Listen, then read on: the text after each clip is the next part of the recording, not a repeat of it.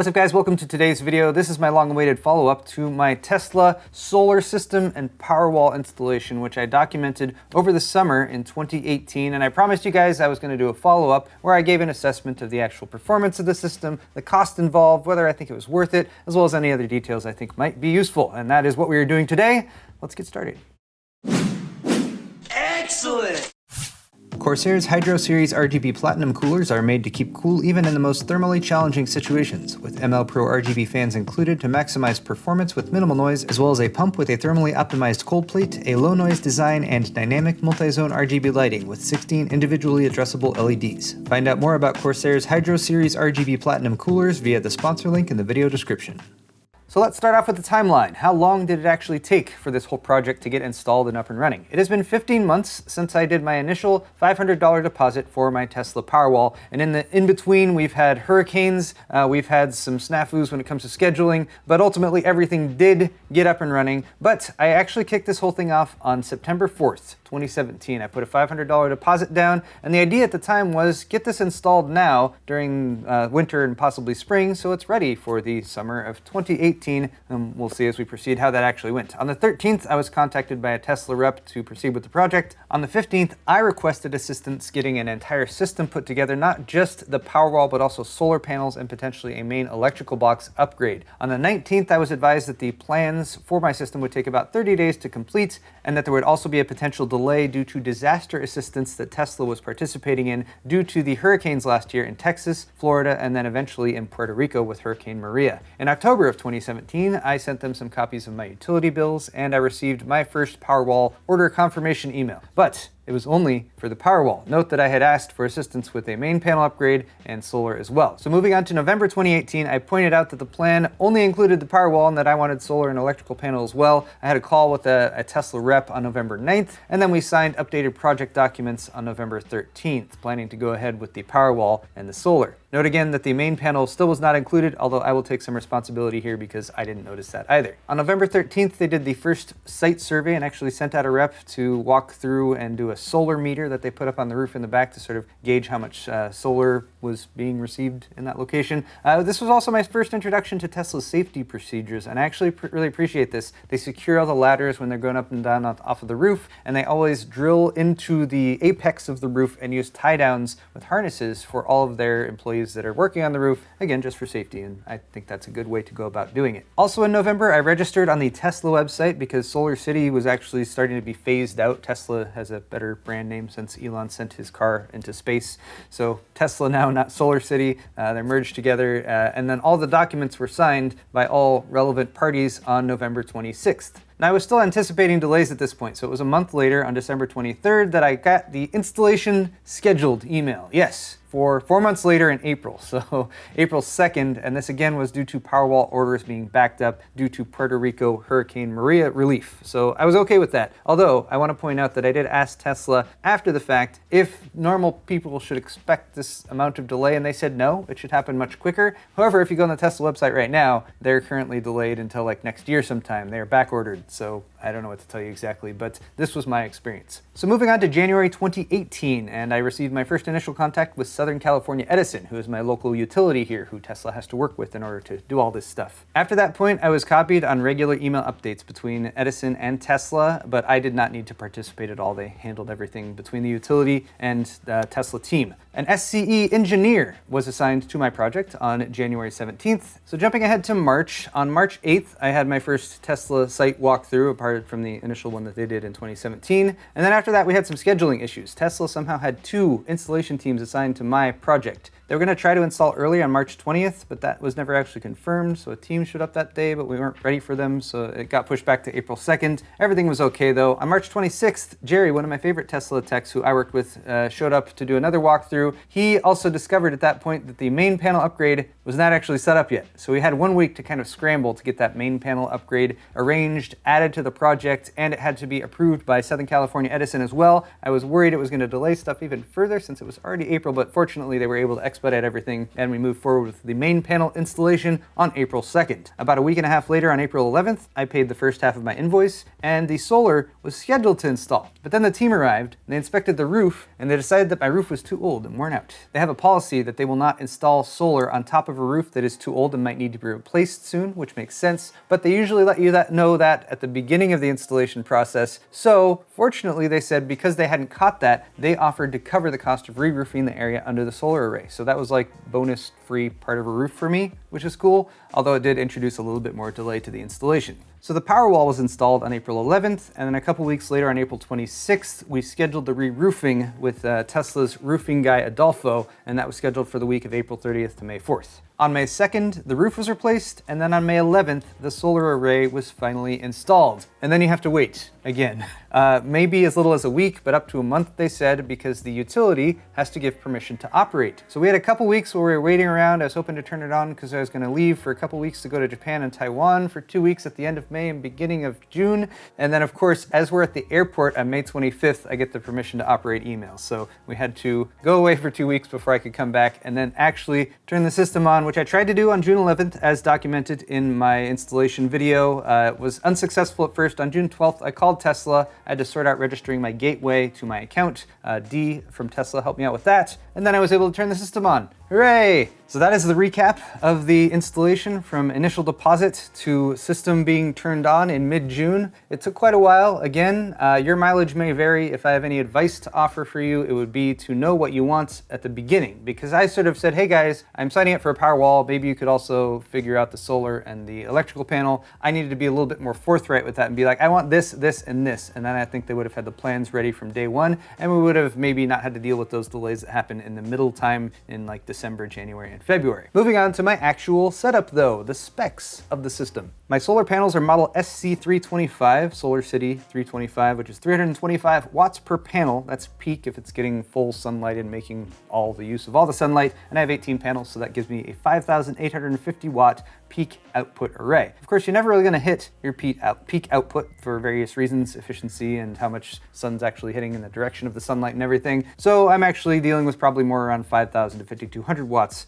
peak generation. My main electrical panel is now a 200 amp panel, upgraded from the 100 amp panel that was here from the 60s when my house was first built. And then I have a 100 amp sub panel, and that is what the Tesla Powerwall is connected up to. So that is the battery backed up circuits on the 100 amp panel. The remaining 100 amps from my main 200 amp panel are fed over to my air conditioner unit. I was initially told that the AC wouldn't be backed up by the Powerwall, but I think it kind of is actually. More on that in just a minute. Finally, of course, I have the Powerwall 2, and that features a fully integrated Tesla inverter, 14 kilowatt hours of energy storage, 5 kilowatts of continuous power, and 7 kilowatts of peak power. Round trip efficiency is 89% for the AC Powerwall that I have, and the operating temperature range is -20°C all the way up to 50°C, so that's a pretty wide range for most people. It also comes with a 10-year warranty with unlimited cycles, so that's pretty nice too. And in case you're wondering, it weighs 269 pounds or 122 kilograms. Now, if you're actually going to be using your solar and Powerwall setup, you will be using the Tesla app. This is actually pretty useful because it lets you see a live view of solar generation from your solar array, that's in yellow. Also, it shows you how much power your home is currently using, that's in blue. Also, how much power your Powerwall is delivering to your home, or if it's charging from the solar, that's in green. And then your electric grid power is listed in white, if you're drawing from the grid or if you're feeding power back to it. So I have a few examples here of solar generation here at my home going from summer to fall to winter. So back on July 7th, in the heat of summer, I generated 32.2 kilowatt hours on a bright sunny day where I was getting most of the solar generation for most of the day. That's not too bad, although of course it's hot at the time too, so you have to bear that in mind as well. On September 23rd, in fall, I generated about 25.6 kilowatt hours. This is also on a bright sunny day, so I'm just trying to see in the best conditions, depending on the month, how much power I'm actually going to get. Of course, the days get shorter here in the winter, as it does in most places that's not on the equator. So if you move to December, actually December 9th, just recently, 22.7 kilowatt hours is how much power we generated. So as you can see, it's going to dip down in the winter and get better in the summer. So I have a few examples to share with you guys. So back on July 8th, we have a heavy AC usage day. It was very hot outside. We had to have the AC on, and we drew 50.3 kilowatt hours for the entire day there. Now on this day, you can see draw spikes in the 8,000 watt plus range, which is far beyond what the Powerwall is actually able to handle. So you're going to always be drawing power from the grid on a day like that when you're drawing more power than what the Powerwall can push to you. So there you obviously draw some grid power. On that day, we actually drew 21.6 kilowatt hours from the grid, but you can see see that there's a good 30 kilowatt hour gap there that was covered by the solar, so that's nice. Let's move over to a worst case scenario day. It's hot,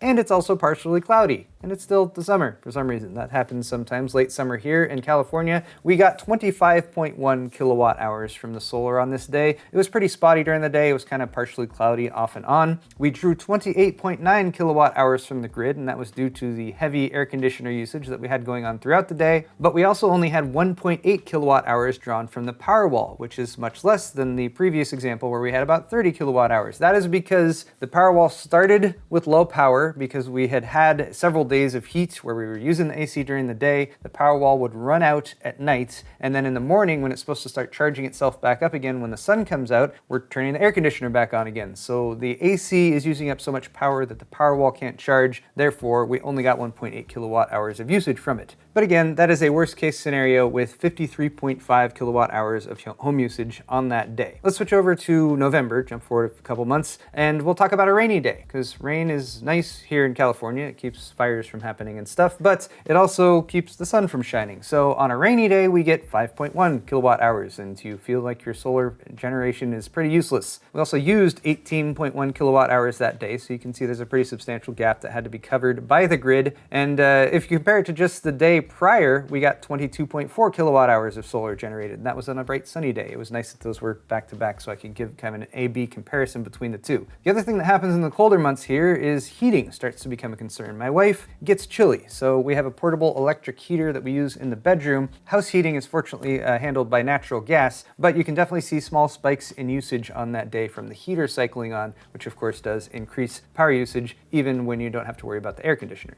And one more example day here, and this is actually the 12-hour charity live stream that we did just a little over a week ago. So on this day, fortunately, it was cool, so we didn't need to turn the air conditioner on. And I was actually pretty surprised that with our 3-person streaming setup that we had going on out here in the garage, we were only drawing about 1,500 to 2,500 watts for most of the day. It was also a bright sunny day, so we had 22.7 kilowatt hours of solar generated. That was able to charge the Powerwall while also providing power for us while we were out here gaming and stuff. So that day, we didn't even have to switch over to grid power until about 8 p.m. And this is on a day when I was expecting we were going to be burning up all the power that was coming in. So I was pretty happy about that, and also a great demonstration of how the battery allows us to stay self-powered during those key evening hours when power draw typically increases in residential neighborhoods, and often your rates can increase as well. On that day, we used 38.9 kilowatt hours total, which is a lot considering that we didn't have the AC going. So when it comes to general usage, the thing I noticed most of all, I think, was just a couple months ago in October, when I kind of forgot it was there. The month of October was actually a good month when it comes to solar generation. It was very dry here in California, but that meant it was very sunny, and it was also pretty cool out, so I didn't need the AC. We had lots of solar coming in, wasn't using exorbitant amounts of power, so we actually got a credit in October of about $25. The other thing I mentioned earlier is that the air conditioner was not supposed to be powered by the solar and the Powerwall, but I think I know how it actually works. Even though the AC is not directly connected to the 100 amp panel that the Powerwall backs up, we have a 2-phase power delivery system here. So I believe what's happening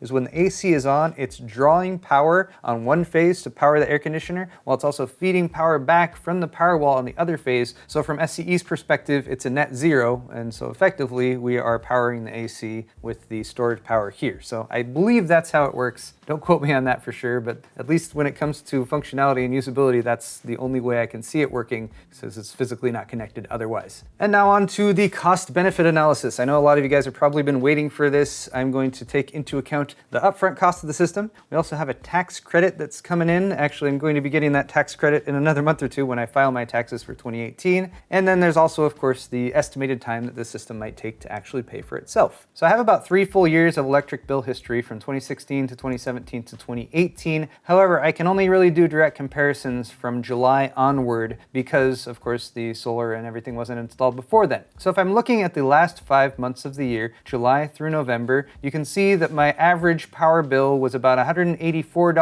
to $187 in 2016 and 2017. Now, if you look at 2018, my July bill was $11.81. My August bill was the most expensive one at a little over $70. September was about $11. In October, I got that $25 credit, and then in November, we were at about $10. So I'm averaging about $15.70 $1.74 per month that I am paying in my electric bill, which is pretty minimal. But some people were like, well, shouldn't you be making money on this, Paul? Maybe, but let's take this a step further. If you compare what I'm paying on average per month now to what I paid on average per month in 2016 and 2017, I'm saving about $170 per month, $169.69, according to my calculations. The overall cost of the solar and Powerwall system, including the electrical panel upgrade that I got, was $32,425.75. I paid this up front because I didn't want to finance it, and if you calculate that, it's actually still pretty expensive, and it will take quite a while for me to recoup my cost on this. But you also have to take into account that right now there is a federal tax credit of 30% towards your solar system that you have set up. So I'm going to get a tax credit of a little over $9,700 that will apply towards what I owe for taxes. So I will owe about $9,700 less on my taxes this year, which is pretty nice. That means my total cost was $22,698. Divide that by the savings per month of about $170. That gives you about 133 months. That means I will pay off the system, or the system will pay it for itself, in just over 11 years, about 11.15 years to be specific. This does fall in line with my expectations when I was getting the system installed. The anticipated time to pay for itself was 10 to 15 years, so that's just about right.